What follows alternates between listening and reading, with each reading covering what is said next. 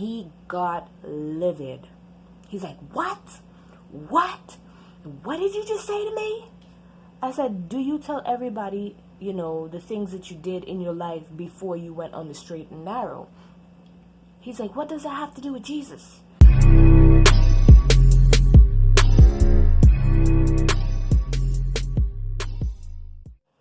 Family, welcome back to my channel. My name is Emanuel, and I'm back today with another random chat. Alright, now, I don't know if you guys have ever had this happen to you before, but have you ever had a restless spirit? Like, you just can't understand it, but it just feels like anxiety. It feels like you're nervous, you're anxious. You get sweaty hands. Like, if you do get sweaty hands, you get sweaty feet. If you get sweaty feet, like, you're restless. You're on your phone. You're just searching through Facebook. You're searching through YouTube. You're searching through everything, and you have to do something, but you don't know what you're supposed to do. Listen, before we get into it, don't forget to like, subscribe, and smash that bell notification button so you can get more videos from me. Alright, now what had happened was the second to last week in April. Alright, I had the worst restless case syndrome ever. Alright, and I couldn't explain what it was. So I was on Facebook, and that wasn't like quenching that thirst. So I'm like, okay, something's up. Okay, something's wrong. I went and kneeled down, and I was like, Lord Jesus, I don't know what this is, but whatever this is, if it's something good, I accept it. If it is not, help me to deal with it. Help us to navigate through it, right? And after 5 minutes of just staying there and just like rocking back and forth and kind of like moaning a little bit, like humming, whatever you want to call it, it just went away. I was like, okay, well, that's strange, like, that's weird. And then I was like, okay, I went about my way and I found something to do. I was like, okay, probably wasn't nothing. So then I was outside, and I was like, cleaning the front yard. And this elderly guy, we go the same church together. All right. He lives a few houses down.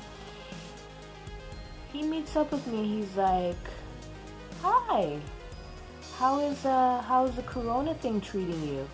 And I'm like, it's alright. Nothing really changed because, I homeschool my daughter, so, nothing's really different, After I said that I homeschool my daughter, I said, well, I'm sure God is going to use this corona thing, alright, as a blessing, okay? He always turns the bad situations into a blessing. So I'm sure he's going to turn this into a blessing.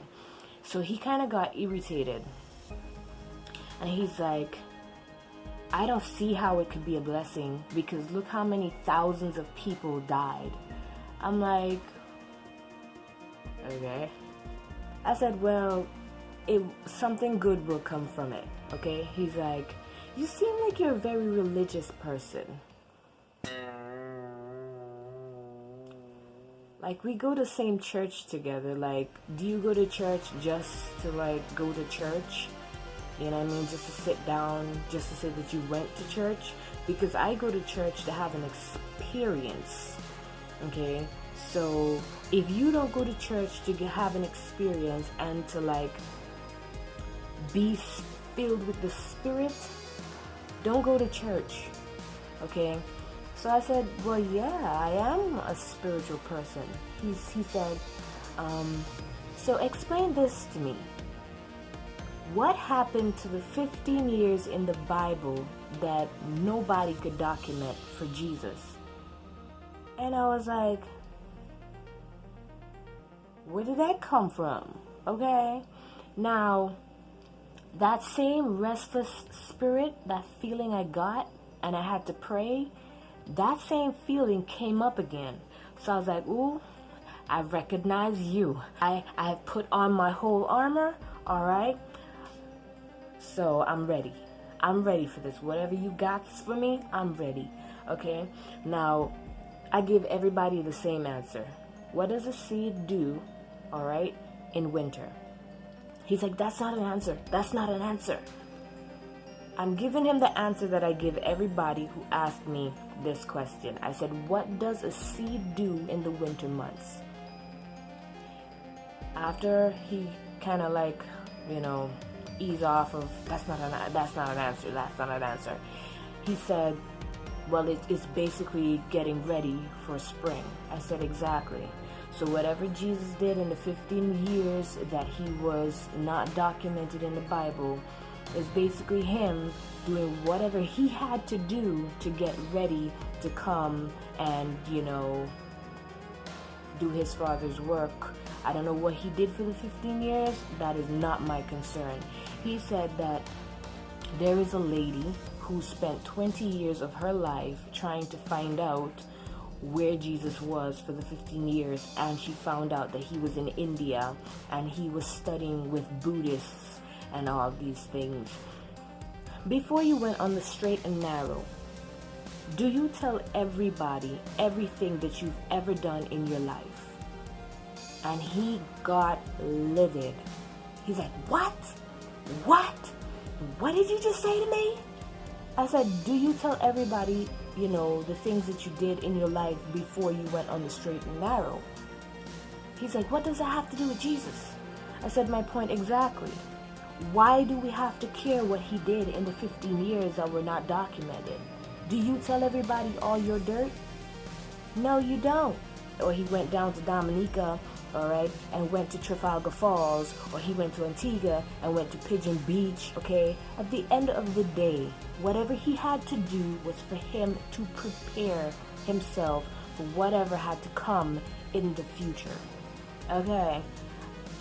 I really didn't mean to tell him this, but I said, I really don't care, sir. He's like, you don't care? You don't want to read the book that I found in the library about the woman who found out about what happened to Jesus for the 50 years that the Bible couldn't document?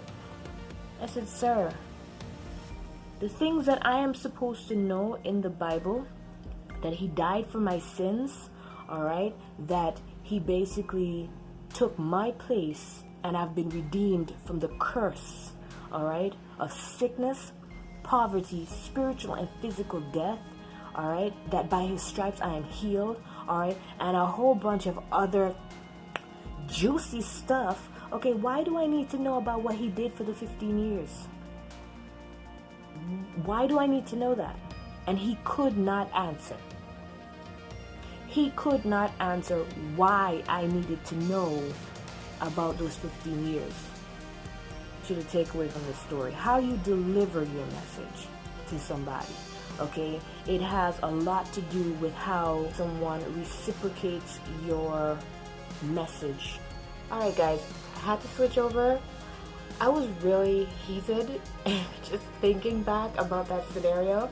You have to know how to deliver it, alright? You attract more flies with honey than with vinegar. He didn't ask and say, would you be interested in a book that I found out about and blah blah blah, and hear my side of the story. He didn't say any of that. He just went straight into it and said, he talked to certain pastors and they're interested in whatever.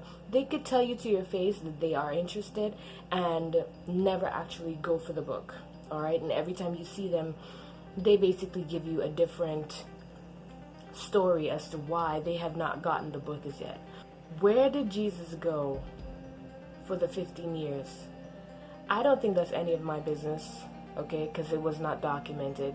Just like you wouldn't want anybody to know all the dirt that you've done in your past, I don't think everybody should know everything about everybody. There are just certain things that should just be kept for yourself. Just like some celebrities would like to keep certain personal things about their personal lives to themselves, I think it's the same thing about Jesus, because we consider him like, a celebrity, all right, in the Christian world. So I don't think everything about your life should be shown to people unless it has like an educational factor to it, all right, where you can teach somebody something from that harsh time in your life. If there is no lesson to be learned, ain't nobody gotta know about it, all right? Leave a comment down below and let me know if you've ever been put in an awkward situation such as that, all right? Or if you felt a certain energy coming your way before it even happened. I can't be the only one, am I? Alright, thank you guys so much for watching. Don't forget to like, subscribe, and smash that bell notification button so you can get more videos from me. Alright guys, see you in the next one.